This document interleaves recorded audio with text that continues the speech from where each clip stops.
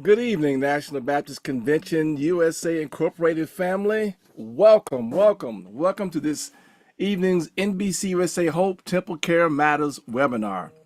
I'll be your host for this evening, Michael O. Minor, and I am humbled to be the National Director of our National Baptist Convention USA Incorporated Hope Health Ministry.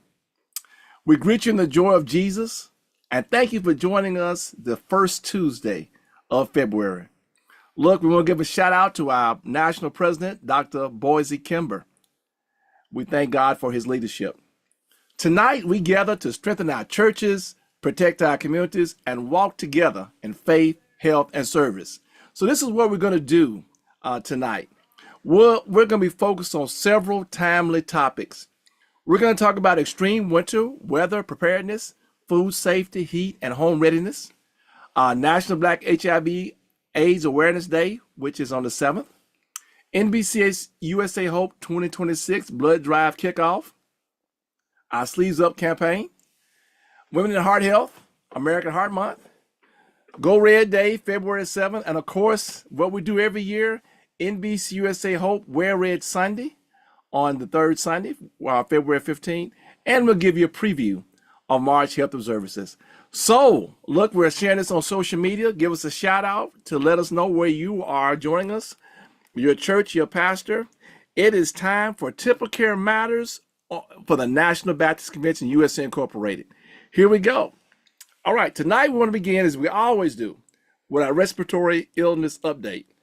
COVID-19, flu, RSV. And our update comes from late January. All right, so we want to take a look at what's happening right now across the country.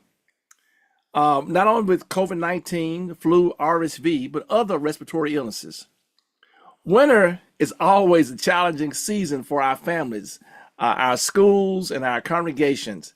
And staying informed helps us stay prepared. Even though overall respiratory illnesses levels are lower than they were earlier in the season, flu and RSV are still circulating pretty well, especially among children. And COVID-19 continues to move through communities at a moderate level. These conditions affect how we gather, how we care for one another, and how we protect the most vulnerable among us. So let's take a moment to review the latest trends and talk about what our churches, our National Baptist churches, can do to keep our members safe and healthy. COVID-19. Activity is elevated in some areas of the country, though not at peak levels. Emergency department visits for COVID-19 are low and decreasing, but wastewater levels are moderate, suggesting continued community circulation. Now, what does this mean? COVID-19 is not surging nationally, but is still active. Wastewater trends show the virus remains present, and some regions are seeing increases. All right, the flu, influenza. Seasonal flu activity remains elevated nationwide, though it's declined over the last 3 weeks. Emergency department visits for flu are moderate and decreasing, but hospitalization among children 5 to 17 are stable, and ER visits for school-aged kids are increasing. The new dominant strain for influenza, H3N2, is driving the high case counts this season. What does this mean? Flu is still widespread, especially among children, but overall, national activity is trending downward. What about RSV? RSV activity remains elevated in many parts of the country, especially among infants under 1 year old and children ages 1 through 4. Hospitalizations are highest among infants, and emergency department visits remain elevated. Wastewater levels for RSV are low, but clinical activity remains significant. Now, what does this mean? RSV continues to be a major concern for young children, even as wastewater signals remains low. Other respiratory illness levels, the overall level of acute respiratory illnesses nationally is low, a shift from earlier winter spikes. Flu and RSV remain the primary drivers of respiratory-related medical visits. So, like the takeaways for our churches, encourage your members, especially seniors, children, and those with chronic conditions, to stay home when sick. Promote flu vaccinations. Not too late. It's in the season. It remains the strongest protection against severe illness. Remind families with infants to be especially cautious due to elevated RSV activity. Continue basic prevention, hand washing, masking crowded indoor spaces, and staying home when you are symptomatic. Now that we've reviewed the latest of our COVID-19, flu, and RSV, let's shift from what's circulating in the air to what's happening on the ground. Because when winter storms hit, wow, especially in rural and underserved areas, the challenge isn't just staying healthy, it's staying safe. Power outages, freezing temperatures, and limited access to food or heat can turn a cold snap quickly into a crisis. And for our National Baptist churches, that means being ready to serve, support, and share practical guidance with our members. Across the country, winter storms continue to impact families, especially the elderly, those with chronic conditions, households facing energy insecurity. Tonight, we want to equip our congregations with practical steps to stay safe. Let's talk about how we prepare our homes, protect our families, and equip our congregations for extreme winter weather. During the recent extreme winter weather snap in our area, here in the metro Memphis area, North Mississippi, there were several recurring questions. So we're going to ask them and answer several of them. The big question was, what food should families keep on hand for winter emergencies? All right, well, so you should look at shelf-stable items that don't require refrigeration or cooking. Think canned beans, tuna, peanut butter, granola, dried fruit, crackers, and of course, your bottled water. Include baby food or special dietary items if needed. Keep a manual can opener handy. I know we got so used to the electric one, but it's no good having those cans if you don't have anything to open it with. All right. Another question has been arising: how long can food stay safe in the fridge or freezer during an outage? Well, first of all, keep the doors to the refrigerator and freezer closed. Refrigerated food stays safe for up to 4 hours. 4 hours. Freezers can hold temperatures for 24 to 48 hours. Discard anything above 40 degrees for more than 2 hours. Throw it away. Hard cheeses, fruit, and condiments may be safe longer. When in doubt, throw it out. When in doubt, throw it out. And please don't taste the food to see if it's still good. Don't do it. All right. The third question that come up, well, what are the biggest dangers when people try to stay warm during power outages? Guess what? It's two words. One starts with a C, one starts with an M. Carbon monoxide. Carbon monoxide is a major risk. Never, never, never use gas stoves, ovens, or grills indoors for heat. Only use gas generators outside, where far from windows. Bottle up, seal drafts, and create a warm room with blankets and closed doors. And the final common question was, going back to gas stoves, are gas stoves a good option for heating during power outages? Actually, they aren't. Here's why. Carbon monoxide dangers. Gas stoves are built for short-term cooking, not long-term heating. Now, when you use it right, properly, it's okay. But when you use it improperly, you can get dangerous levels of carbon monoxide. Carbon monoxide is invisible, it's odorless, but deadly, can kill you without warning. It's a fire hazard. Leaving burners or ovens on for extended periods increase the risk of overheating and fire, burning the house down while you're asleep with you in it. That's not good. And especially true if there's flammable items nearby. Of course, there's the ventilation risk. Without the electric range hood, that has running, there's no power. Okay, so you don't have the ventilation. Fumes can build up because it's not properly ventilated. This can lead to a buildup of harmful gases, like carbon monoxide, inside the home. Bottom line, never use a gas stove or oven to heat your home. Instead, layer up, seal draft, and use safe heating methods designed for indoor use. Let's keep our homes warm. Let's keep our homes warm, and let's keep our homes safe. Now, let's go to the field for a community update. And we're joined now by Pastor Bernard Montgomery, our Assistant National Director.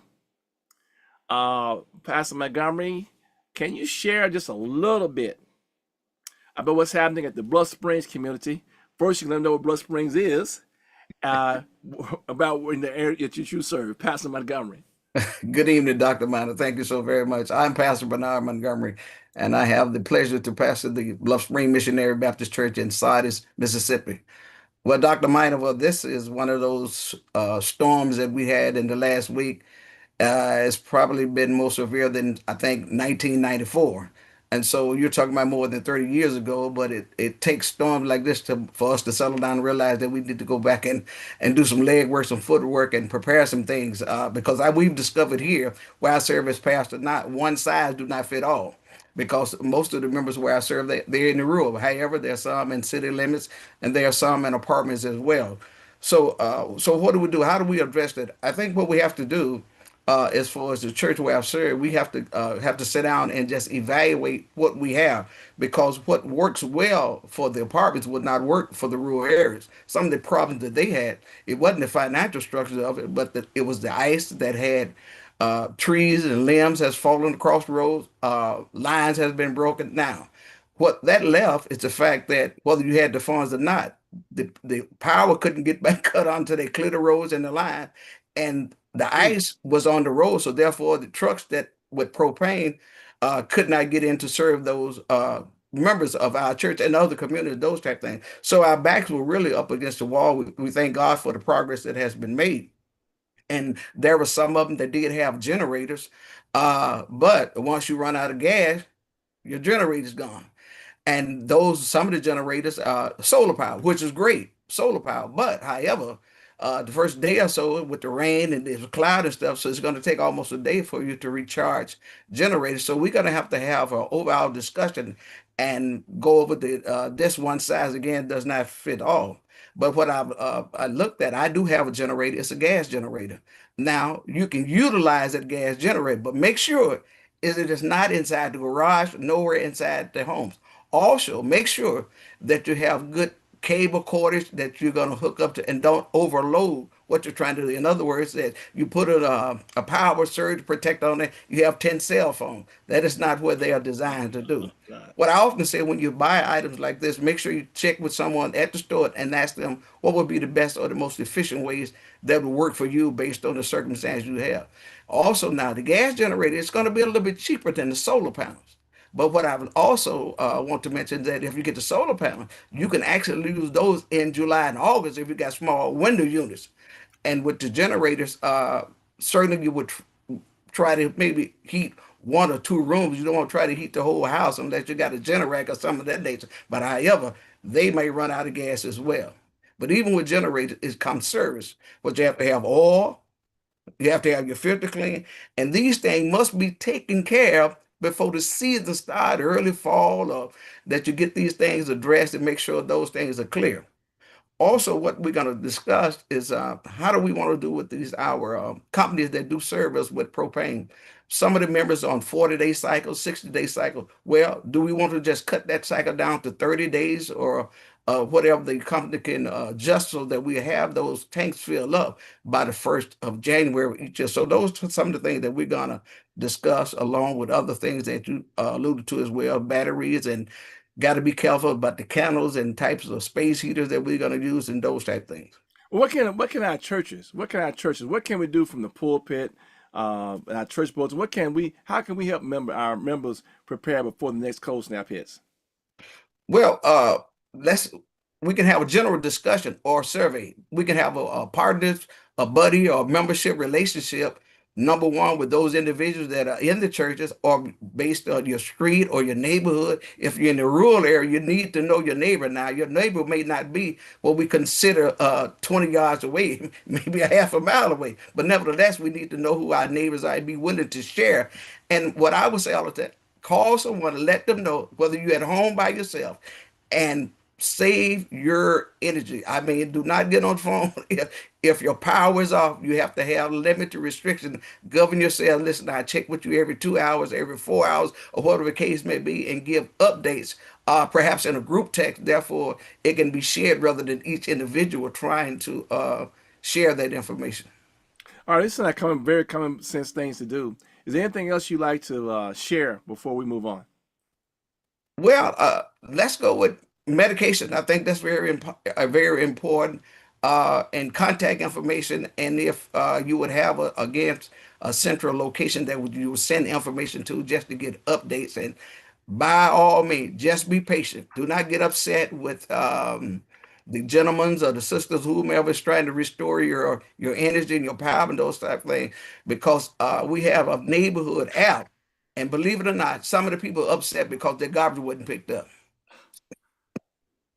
The- Some things you have to put on the back burner in these type of conditions, Dr. Mike. Wow. Wow. Wow. All right. Well, and then plus, I just double checked, and we have put together uh, a wedding preparedness toolkit. And so we want to make sure that it's uploaded. Duke is texting me here now and said that it's uploaded to our whole Facebook page. So feel free to download that and share it. Um, and it's not the end all, but it's hopefully a good thing to start to get things out there. All right, well, Pastor Montgomery, we really appreciate you all. And for those of y'all that are not familiar with Sardis, Mississippi is, that's about how many miles south of Memphis? About 50 miles south of 55 from Okay. Memphis, Tennessee. All right. Thank you, Pastor Montgomery. Hang Thank around. you, We can Dr. ask some Mike. more questions later on. Okay. All right. Now we talked about how to stay physically safe during extreme winter weather, keeping food secure, staying warm, and protecting our homes during power outages. But there's another side to this. Yes, there's another side to this because for hope, we believe in being treated well, mind, body, and spirit. So there's something that we can overlook. When families are housebound, locked in for days at a time, the impact isn't just on our refrigerators or our heating systems, it can weigh on our minds, our emotions, and our sense of connection. Winter weather doesn't just freeze roads, it can freeze routines, isolate households, and create real emotional strain, especially for seniors, caregivers, and those living alone. So, before we move forward, let's take a moment to talk about mental health during extended isolation and how our churches can be a lifeline of hope and support. We are fortunate this evening to have one of our very own, Sister Bettina Campbell, LMSW, as our next panelist. She is our National Baptist Convention USA Incorporated Hope Health Ministry National Mental Health A Better Way Coordinator. Good evening, Sister Bettina. Good evening, Dr. Miner. All right, let's jump right into it. What are some signs that someone might be struggling mentally after being homebound for days? Well, you might want to start watching for changes in their mood, Okay. changes like in their sleep habits, whether they're sleeping too much or not sleeping at all, changing in the appetites, the same thing. Are they eating too much? Are they eating constantly? Are they not eating? Do they appear to be responding or acting out behaviorally, being irritable and moody? Are they withdrawn? Are they anxious? Or do they seem hopeless? And all of these can be signs of emotional strain. But if someone who has typically been answering the phone or texting and all of a sudden they stop, then that might be a cue that you need to check in on them. All right, so that's wow. That is something. Well, we're not talking about these people that homebound, but how can our churches, our congregations, support members facing loneliness or seasonal depression? Well, the church can support members who are lonely or seasonally depressed by fostering a communities through small and consistent groups, such as organizing a phone tree, or they can have prayer partners or virtual check-ins. They can share uplifting scriptures and offer space for honest conversation. And they remind members that seeking help if they need it is not a weakness, it's wisdom. Wow, I like that. I like that. What can individuals do to protect their mental health during extended isolation? Well, you want to try to stay as connected as you possibly can. Call a friend again, join a virtual a Bible study, or start a prayer journal and write in it. You want to keep some kind of routine going. If it's possible, you want to get out in the sunlight. Just step outside for a few minutes and come back in. And you want to keep your body moving because even small acts of self-care can restore peace. Finally, they want to make sure that they limit their consumption of stressful news and take breaks from Mm, social media uh, just to help manage their anxiety. You don't want wow. to go down that rabbit hole. Right, and a lot of people watching a lot of bad news that had their social media and TV on during this last cold snap. Well, what about faith? What role does faith play in managing our mental health um, during these hard winter seasons? But the thing about faith is it can always remind us that we're never truly alone. We got prayer, scriptures, and worship. It can anchor us when the world feels uncertain around us. God's presence is constant. Even we say we know that God is with us during the storms, but we need to remind ourselves that He's also with us during the calm. Okay. And we know that we shouldn't have a problem doing virtual worship because that's one thing the pandemic taught us. Now, Yes. Sister Bettina, you shared a whole bunch. Is there anything else you'd like to share about mental health in the winter? Well, I would like to say that faith is a powerful resource. However, it's important for us to remember that it's most effective when it's complements rather than replaces professional care. And so just don't be ashamed if you feel a need to have professional care. Again, what we said, that it's not shame, it's wisdom. And so we want you to make sure that if you need to seek professional care, that you do so. All right, wonderful, wonderful. I'm also getting reminded from our from Brother Duke and our technical team to remind everyone that we also are streaming this on social media. Those that are watching on social media, if you have a question or a comment, we have people monitoring it, and we'll do our best when we get to the Q&A section to respond to that. Amen. Thank you for joining, and we are just I don't know if people are still stuck inside or whatnot, but it's a tremendous number of people across the many different social media platforms that are watching us on tonight. So we appreciate you taking time out to join us. All right. Now, as we've seen, winter storms don't just challenge our physical safety, they can also weigh heavily on our emotional and spiritual well-being. When families are housebound for days, isolation can take a toll. Or if you see, some of y'all probably wondering, Sister Mine didn't knock me in the head. I was putting the back stick because on the wood. For some of y'all that's from the country, you know what a back stick is. And when I leaned over to put that back stick in the fireplace there, I leaned over too far, and my forehead touched up against that grate. And let me let you know, it was hot. And so I'm going to have to deal with this little burn part on my forehead as a reminder. Don't get close. But that fireplace really put out the heat. And I thank God for the chainsaw and for folks across the area who cut down trees and had plenty of wood. All right. But when people are homebound and they're caught up and they're here, and that's our churches. We must continue to be the places of connection, comfort, and care, especially during the coldest seasons.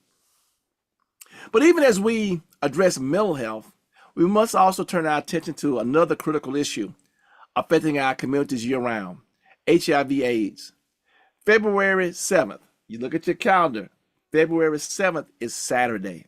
That's National Black HIV/AIDS Awareness Day, a time to educate, empower, and engage our congregations in the fight against stigma and silence. All right? HIV continues to disproportionately impact Black Americans, especially youth and women. But through testing, treatment, and truth-telling, we can change the narrative. Our churches have a unique opportunity to lead with compassion, clarity, and commitment. Again, we're going to talk with Sister Bettina. We're going to talk to Sister Bettina about how faith communities can be a part of this solution. All right. Sister Bettina, why is HIV testing so important in 2026? Well, as you know, Dr. Miner, I've been working with HIV for over 30 years. And it still concerns me that so many people don't know their status. Because early detection is critical because it leads to early treatment, which saves lives and prevents transmission. Testing is confidential, it's quick, and it's available in many of the clinics or in your doctor's office. For some who are embarrassed to go to a clinic or don't live near a clinic, there is home tests, and they're quite accurate when used correctly. They are great for first steps in detection, but professional follow-up is always needed. Okay. Well, how can churches talk about HIV without increasing stigma? Well, first of all, we got to take off our non-judgmental hat, and we got to learn to speak with compassion and truth. And we got to put emphasis on the fact that just like any other chronic illness, HIV is a chronic illness. It's not a moral judgment. We need to share our testimonies. We can offer prayers, and we can remind our members that Jesus ministered to the sick with love and compassion and not shame. All right. And we know that some people are doing a few things coming up on the weekend, but they are maybe a little bit late, but we'll say it anyhow. What partnerships should congregations consider for February 7th? Well, they can partner with their local health department or with social service or with HIV or HIV/AIDS organizations in their community, and have them come to their church, like they host a prayer vigil or share prevention resources, or invite speakers or educate to educate their congregation. You can have a speaker come out. You can also offer testing in your church if that's an option that your leadership is open to. But most important, I think that you should be reminding people to get tested. You can put like with us at our church, we put up a table to and to give people information about HIV, to give them the HIV ribbon. There is the HIV ribbon, and there's also a Black AIDS ribbon, and this is Black HIV/AIDS Month. So doing things like that, offering lunch and learns throughout the year to provide information and to offer comfort. All right. Well, you shared a bunch of information, Sister Benz, you always do. Is there anything else you would like to share before we move on to our next topic? I just want to emphasize the fact that testing is critical. It's important that you get tested, that you know your status. And if your test unfortunately comes back positive, that you get into care immediately. There's no shame in being HIV positive. The shame is not getting into care early and getting the treatment that you need that can greatly improve your quality of life. All right. Well, thanks twice, Sister Bettina. Thank you, thank you, thank you. Thank you. All right. As we reflect on National Black HIV/AIDS Awareness Day, we're reminded that healing in our communities takes many forms: education, compassion, testing, treatment, and support. But it also takes something deeply personal, the willingness to give. Amen. All right, now let's go to our next topic, our NBC USA Hope 2026 Kickoff Blood Drive, our Sleeves Up campaign. That brings to another life-saving opportunity this month. Our blood drive, part of the Red Cross Sleeves Up campaign, that lets us know that every pint of blood donated can help us, can help up to 3 people: patients in surgery, children battling illnesses, or accident victims in urgent need. And here's the beauty of it: you don't need a bus, a booth, or a big event. You just need your heart, your time, and your commitment to saving lives. The Sleeves Up campaign allows you to pledge online and give blood at any Red Cross location. Our official campaign is titled NBC USA Hope 2026 Kickoff, Give Blood, Give Hope, Give Life. You can join by clicking the campaign link or scan the QR code that's on your screen now. After pledging, schedule your appointment, donate, and share your impact using the hashtag NBCUSA Donates Blood. Let's make this personal. Let's make it powerful. Let's make it National Baptist. All right? So let's talk a little bit more detail how this works. How can, we had 3 big questions come up. How do members join this campaign? Well, you go through the link, click on the link, or you can go to the QR code, click pledge to donate, sign in, or if you already, or if you have an account already, or create a Red Cross account and enter NBC in the sponsor zip code box. Then schedule donation at any Red Cross location. We know we had a lot of people we missed early on who do something the first year. We apologize. We didn't get the word out soon enough. And some people actually have given blood, but there was confusion in the sign up. Look, we understand we won't necessarily get credit for it, but some lives have been saved because of your donation. So we appreciate that. Now it says, what if someone has never donated before? What should they expect? Well, the process takes about an hour. You'll register, answer some health questions. The donation itself is really on about 8 to 10 minutes, and you enjoy some refreshments. Your blood may help up to 3 people. Safe, simple, and deeply impactful.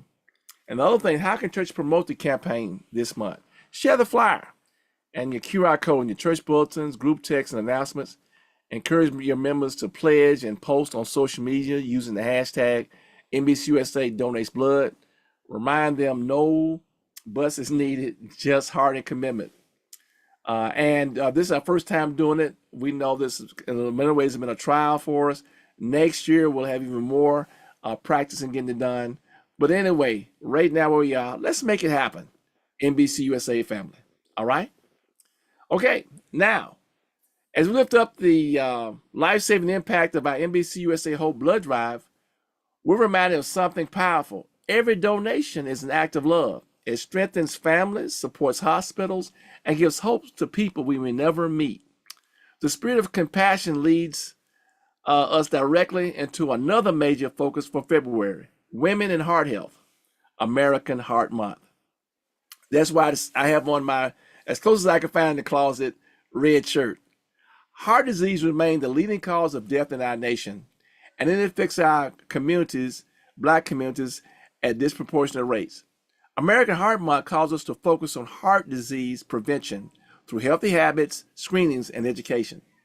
Women's heart health is a major emphasis, as women, especially Black women, often experience overlooked or misunderstood symptoms.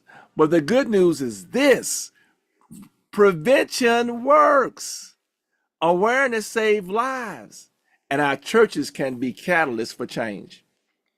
Now, what are we doing this month for your National Baptist Convention USA Incorporated Hope Health Ministry? Well, we're participating with the American Heart Association on this Friday, on Go Red Day, inviting everyone to wear red and stand in solidarity with women's heart health.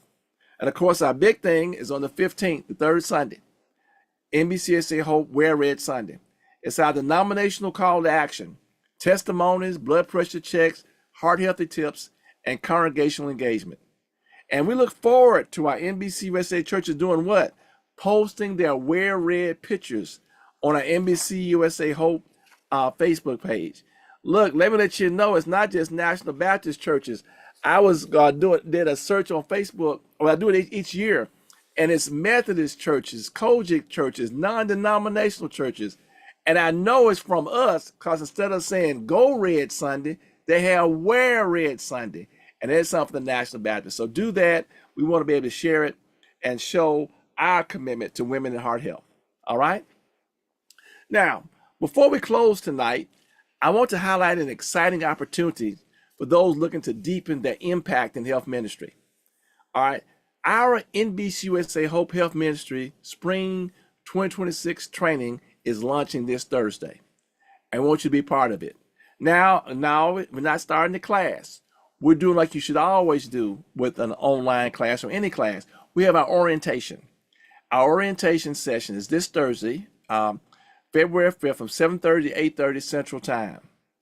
And during this session, we'll give you an overview of what we'll be training. We'll do the health ministry ambassador, health ministry promoter. We'll do it after we have an orientation. We'll do it each Thursday night from February 12th through May 28th. The classes will be from 5:30 to 8:30 Central Time.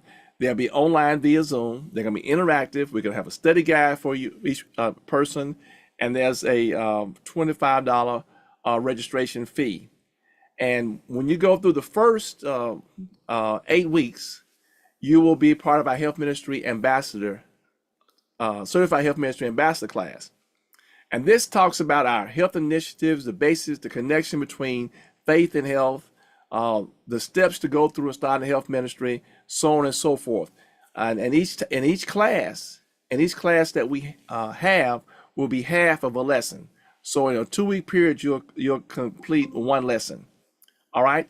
And then after we get through the first 8 weeks, the next 8 weeks will go to our second class, the health ministry promoter. And that will be for help us to understand how we go out and do outreach, education, engagement in health ministry. So whether you're just getting started or looking to expand your role, this training equips you with the tools, knowledge, and spiritual foundation to serve with excellence. We're also offering a refresher course for those who've already gone through the training. And you can join us for the orientation, and we'll give you some dates for our refresher training for those who have already completed it. Now, because we're dealing with non-governmental funders for the foreseeable future, we're going to have to make a preference for some upcoming mini grants that we have to those churches or conventions or associations that have key people who've undergone our updated Hope Health Ministry training. So we need to make sure we do that because, as I always say, she who has the goal makes the rules. All right. So just, I know we only have to the rest of this evening, tomorrow, and then up to Thursday, but encourage your health ministry leaders. The people that's just interested in outreach. They don't have to have any medical training at all to join us on Thursday. You can share this flyer with them. You can share it on your social media, chat, or comment. All right. And this is a national training, and it's open to all of our NBC USA churches. Okay. So let's keep building our capacity. Let's keep growing our leaders, and let's keep walking in wellness and wisdom together. All right. And so let's keep this momentum going. I don't know if you know it tonight, but we've also, when you go to our website, we have 2 toolkits. We already talked about the winter preparedness. We also have a toolkit for women and heart health. Download those and find some valuable information. Again, if there's some questions, concerns about it, you can email us at info@hopenbc.com. We'll put that up more later on if you have questions or comments. Now, as we wrap up tonight's discussion, let's take one more look at our key February observances. These are powerful opportunities for your health ministers to lead with love, learning, and life-saving action. Okay, Saturday, National Black HIV/AIDS Awareness Day.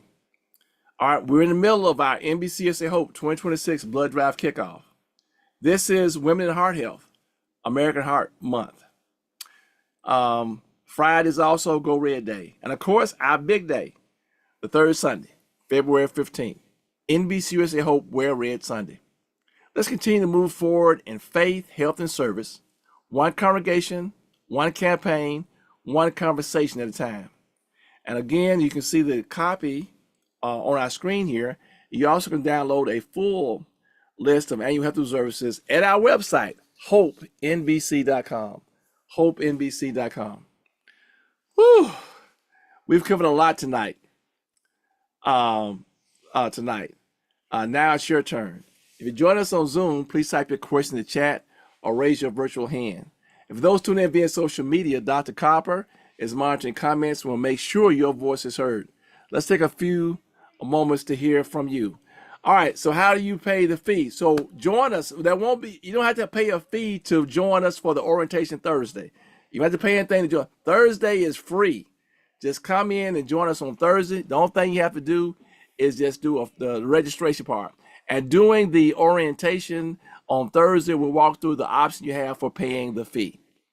That's what you'll have to do there. Okay? All right. What other questions do we have? And Duke, you help me.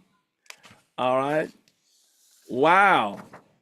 Okay, I have a question. This is a new one here for us, Duke. But the RSV, somebody's asking here from social media, how can churches help families with young people protect against RSV? Well, I mean, it's the same things we talked about during COVID-19. You know, the hand washing, crowded indoor spaces, keeping sick children at home. If you got some symptoms and stuff, I know sometimes we're just trying to put it off. But right now, in the winter, these things are popping up. It's better to go in and have them checked out and to make sure everything is okay. All right. And again, for those that are watching us, okay. How can youth ministry support teens? Wow. Dealing with depression or isolation. Is Sister Bettina still with us? Sister Bettina still on? All right. So, Chris, how can youth ministry support teens dealing with seasonal depression? How can youth ministries support teens dealing with seasonal depression and isolation? Well, again, like we said, try Sister Bettina. Okay, there we go. Try to get them involved and engaged in some. You've got a lot of online things going on. Create teams and be on. Have conversations. Reach out to them, and it's hard. It's hard if somebody is isolated and depressed. But if you know them, if you have a relationship with them, reach out to them. Just make sure that try to on a consistent basis, like every day, try to at least have a conversation with them 1 or 2 times a day to see what's going on with them. And don't just talk about the same thing, but think of interesting things that they might like to hear about that you can involve them with. One of the things that we know teens like to do is that they like gaming. So if you are into gaming too, that's a way that you can reach out and help them too, because that keeps their minds occupied and it brings them out somewhat.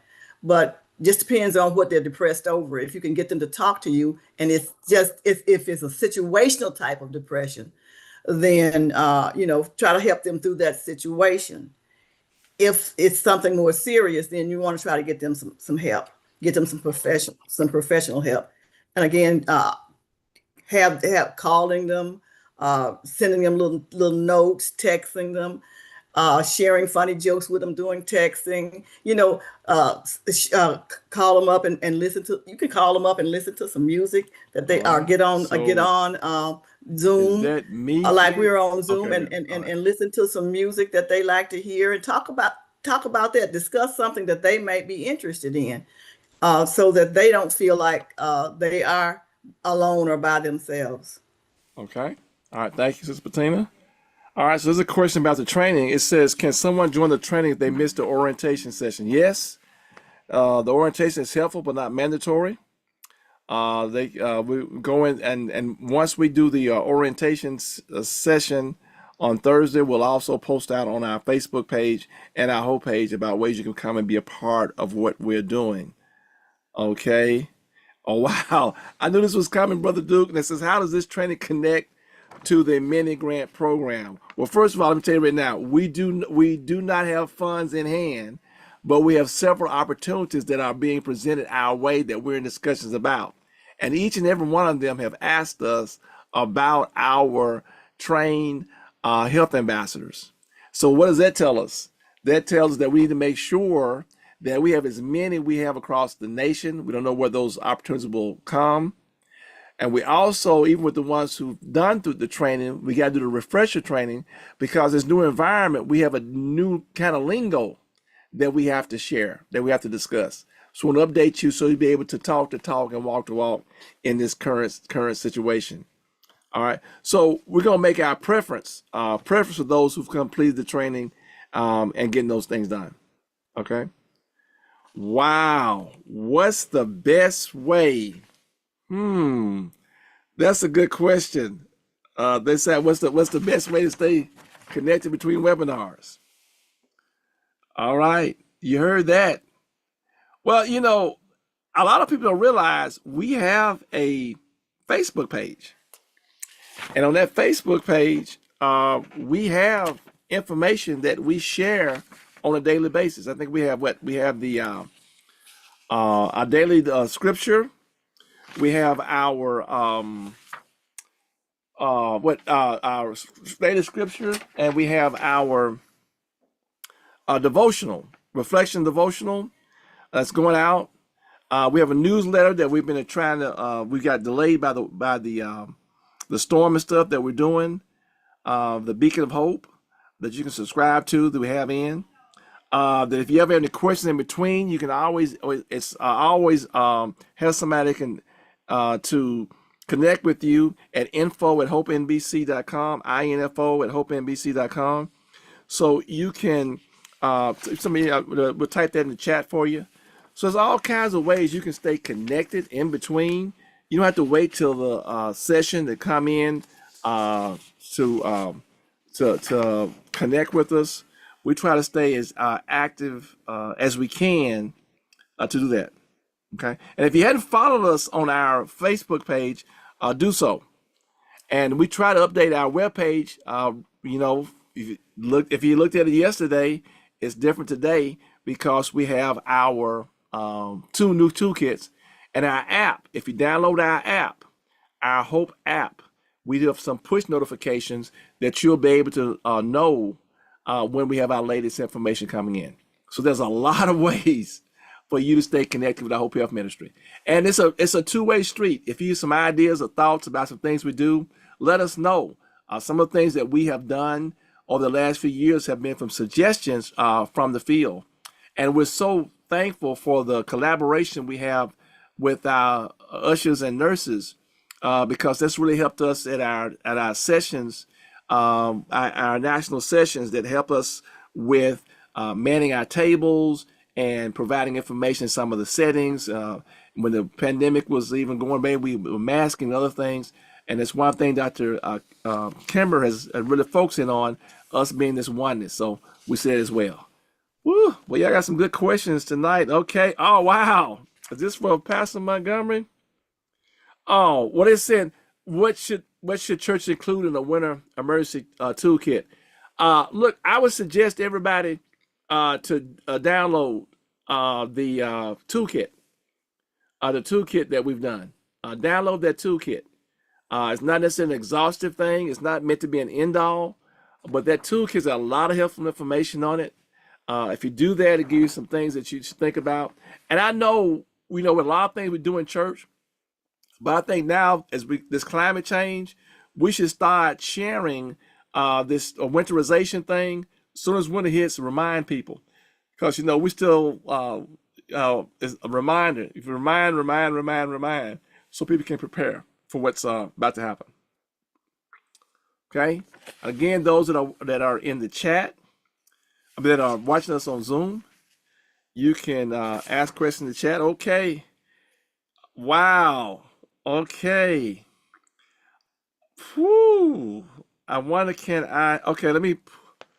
All right, so it says, how can churches host a successful Wear Red Sunday day? Well, let me tell you something. Success, like I said, beauty is in the eye of the beholder. Success is in the eye of the beholder. If you've never done this before, and you come in and just have 7 or 8 people that wear red, and you can say something about it, that is a successful Sunday. But the thing you want to do is make sure you get with your pastor to make sure that he or she is on board. Have a little insert in the bulletin. We know some churches got away from bulletins. Have something they can put on the PowerPoint slide or whatever the case may be, or if it's okay to have a handout. And if you download our toolkit, there's some information inserts there for the bulletin. There's some sermon notes and other things that you can share. Look, if only one person is helped because you share some information during your Wear Red Sunday, it's been a success. This is not a quantity thing per se, it's a quality thing. And that's what we're looking at. Okay. All right. So somebody's asking now, and for those that are watching, some other things here for this is Martina's put in here for our young people in the mental health. She says, honor and validate their feeling, even if you disagree. Remember, it's their perspective. Pay attention and actively listen. Don't be so ready to jump in with your point of view. Realize that you may not be the best person to talk to them. Find a trusted individual who can help if needed. And with my children, my granddaughter, because my grandson is 3 years old, I text them, check on them to see how things are going, and everything. Make sure I put my little love sign. And then for my core family, we have a family chat. And the family chat, there's different things that are happening so we can stay connected. And we try to make sure that everybody, if you're going through a high, we're all together. If going through a low, we're in it together. Different ways that we can kind of connect and make sure throughout all the ages of our family, our immediate family, that we're going. Okay. All right. Somebody asked about the regional coordinators. Okay. All right. So yes, we have regional coordinators. We divided up our the National Baptist Father and the Sunday School Publishing Board set up. We have 7 different regions. We currently are not without a regional coordinator in the Southeast, but Dr. Copper is filling in for that till we get it done. You can go to our website. It has a list of states and the person there. But if all else fails, just email info@hopenbc.com. You can find your regional coordinator. Great question, because where in the past, when we had different administration in Washington, D.C., we could count on a lot of national grants. But now the current situation we're in, we're doing a lot more things regionally and locally. So it's a lot more work we're doing with our regional coordinators and our health ambassadors at the local level. And we're doing our best to work with some of the regions for the parent body are having regional meetings. We have Hope components. And also for the Southwest 1, Southwest 2, we are having our own Hope regional meetings. And Sister Carter put those in the chat that'll be coming up. And we'll share some, we'll bring the National Baptist where you all are. Just as an example, when we were up in, we were in Hernando, which is 30 miles south of Memphis, at our church last year for the regional meeting for Southwest 1. And we made some great contacts with Methodist Labana Healthcare to participate in their 901 health campaign and some other things. But it was all made possible because they knew about the National Baptist was coming and to the regional meeting. So leverage that to identify a resource to help you where you all are. Okay. All right. So somebody said, "Oh, this is a great webinar. Folks missed it," stuff like that and everything. Well, we do have it on our YouTube page because you know how Facebook is now. Facebook will drop the stuff after a few weeks for Facebook Live, but we do have a YouTube page. Again, if you can click on it from our webpage, and you can watch all the webinars that we've gone back. We've been doing this now for several years, and look at some past webinars and pick up information. Feel free, yes, you can download as an MP4 format. We've heard from across the country that people have downloaded it and shared it in their health ministry, and they've used it as a teaching moment, that they've actually had to print out the toolkits and walk through and done it, including some of our special sessions that we had. You can do that as well. Woo! Dude, man, it's a lot of people get still are getting out of, still ain't got all the way back out. They're still stuck in the weather or something. There's a lot of questions. Good questions. A lot of questions this evening. All right. Let's see if we see anything in the chat. All right, a couple more questions. I think we're going to be about to wrap it up because we try to be done in an hour's time. Oh, wow. Somebody asked about, I guess they're saying that we're saying a lot of things about professional help. They talk about mental health. What about scripture and prayer? Okay. Yeah, scripture and prayer is always important because it offers comfort, perspective, and hope. That's why every day on our Hope Facebook page, we have a reflection. I know it says the minor's reflection for Sister Minor and I, but we, for what we're doing, we're doing one for our church. We just copied it and have it also posted to the National Baptist page. And we've gotten great feedback from people because each day they have a scripture, they have a quote, and they have a story, and they have a reflection, a short prayer, and a call to action. And they found that very helpful. And some of them have now made it because on the Hope page, every day you have the scripture of the day and you have your daily reflection in addition to anything else that we've done. So some of them now use the National Baptist page as their daily devotional piece. And we do apologize from time to time with how we get stuff scheduled. We try to have it up every morning by 6 a.m. Central Time, but sometimes it's a little later and whatnot. But we try not to miss a day to make sure you have that. And again, the feedback that we have received from you all has been been wonderful. And on behalf of myself and my wife, Lottie, we do appreciate you all for letting us know that's been helpful to you. All right. And the last question that we have, I talk about, are there printable checklists? Well, that's somebody who hadn't downloaded the toolkit. All right, because in the toolkit, we do have checklists available. And again, as we put together this run a show, we kept coming across so much great information. We put together this toolkit. If there's something missing, should be added or whatever, let us know. And I also reached out to Pastor David Frazier down at Revelation Baptist Church in Mobile, who works with our disaster relief. And I sent him a copy. We've been working together for years on different things. And I asked him to review it if there's other things that we could do it, because we truly want to make sure that our disaster relief and this thing we all working together, we're one National Baptist. All right. Okay. That is no, look, we're gonna cut it off right there. I don't think we have any questions, but I'm gonna stop before we get any more. Thank you across social media and everybody. Woohoo! I don't know if we didn't do what we supposed to did or we did it so well, but the questions we had, and I'm just grateful that we had the information to share to answer those things to you all on tonight. We try to do our best to prepare and not just, as they say, filibuster through an hour of your time is valuable. So thank you for your thoughtful questions and comments.